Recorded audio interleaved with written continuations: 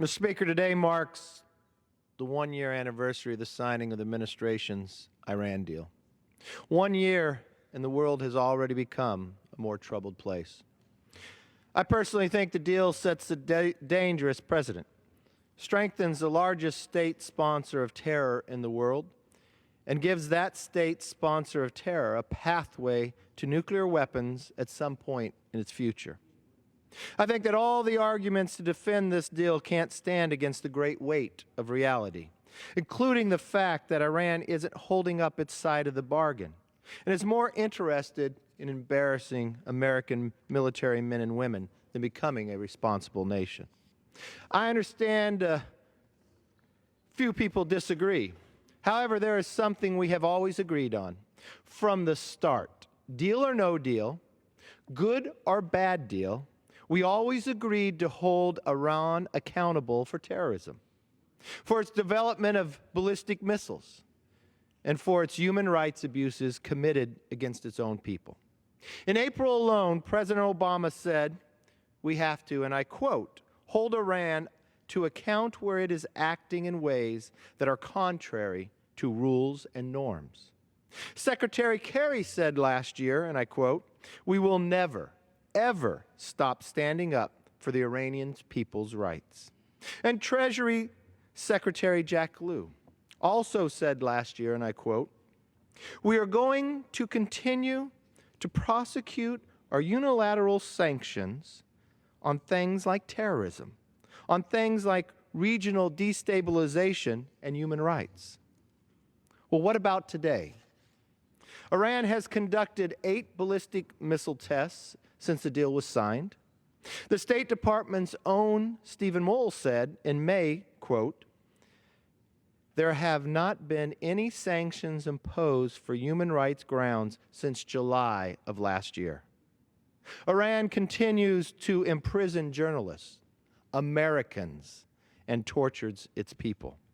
In February, the administration's Director of National Intelligence, James Clapper, said, and I quote, Iran continues to be the foremost state sponsors of terrorism.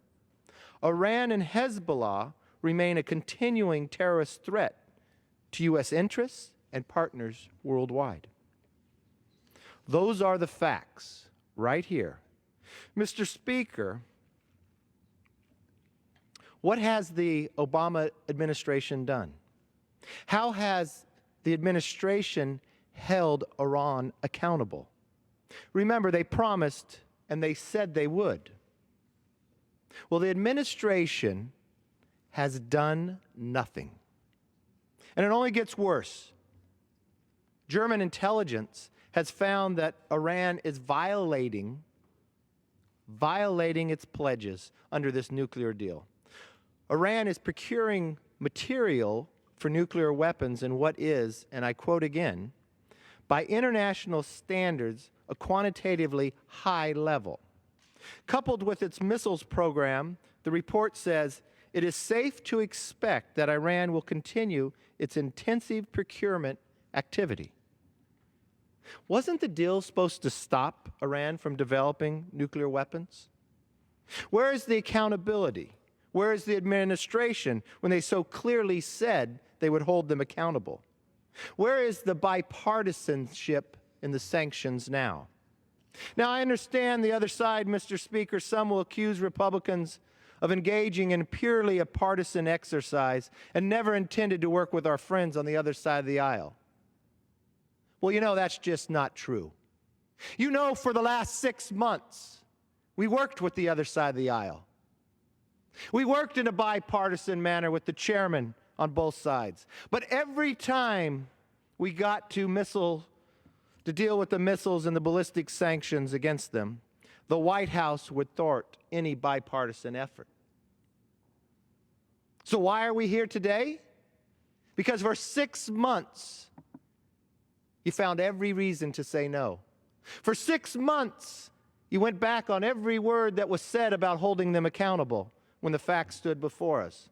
Frankly, Mr. Speaker, I don't understand opposition to this bill. We are simply holding Iran accountable exactly what the administration said they would do. You know, we've had tremendous leaders in this country, and we've learned the lessons time and again. Ronald Reagan taught us this lesson, that peace without freedom is meaningless. Human nature craves that we all have peace, but you cannot secure peace without freedom. We've watched in history where leaders have failed. Chamberlain, peace for our time, but there was no freedom in that. Ronald Reagan had this same dilemma late in his second term in Iceland when he stood across Gorbachev trying to negotiate a reduction in nuclear weapons. He was securing almost everything that he asked for. But Gorbachev asked for one last item.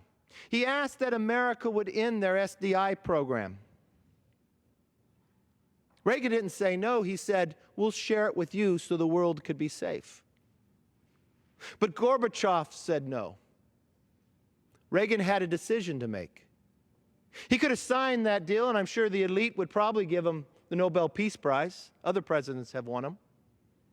But he realized there was no freedom in that agreement. So he got up, he held the Soviet Union accountable, and he walked away.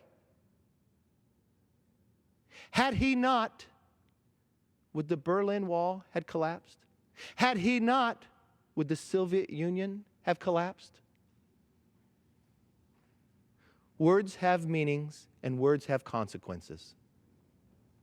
The quotes from this administration and from around the world was to hold Iran accountable. That's what's happening today. Mr. Speaker, there's going to be some members in this chamber that will sit back and say, but it didn't happen just the way I wanted to it before it came to the floor. I don't want you to look your grandchildren in the eye and explain to them why we don't have freedom in the world. I want you to look your grandchildren in the eye and say you stood up. You stood up for the words and what that meant when we were hold Iran accountable. I yield back.